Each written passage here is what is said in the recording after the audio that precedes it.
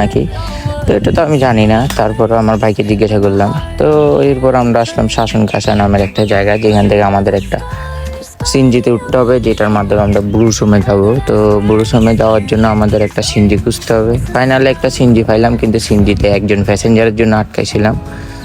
তো এক তো ঠাড়া ওড়া রোদ ফুটতেছে, গরম, গোস্ত টোস্ত খাইছি, ওই ভাই গা চুলকাচ্ছিল। তো যাই হোক, দেখি দিয়ে আমাদের সাথে যে তিনজন ছিল ওই তিনজনের নামে গেল।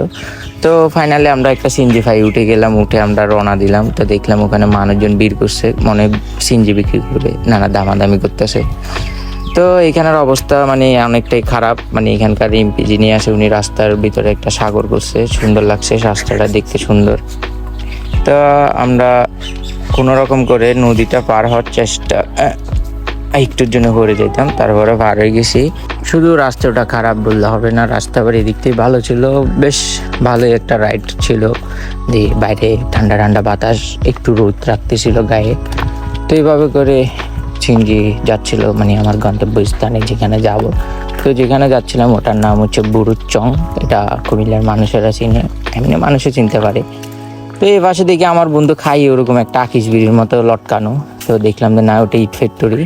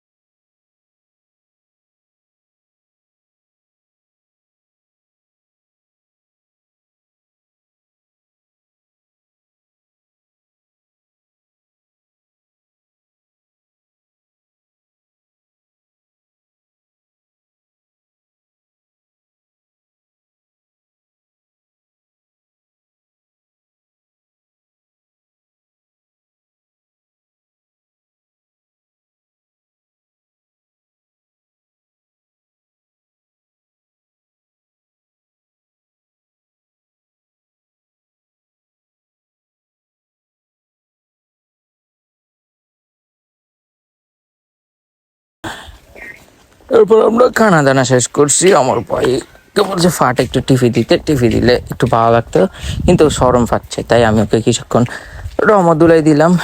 তো ভালো থাকবেন, সুস্থ থাকবেন।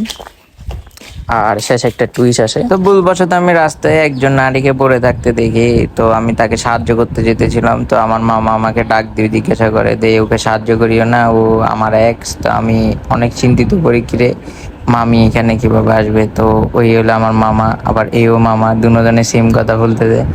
তো ভালো থাকবেন, সুস্থ থাকবেন, আল্লাহ হাফিজ।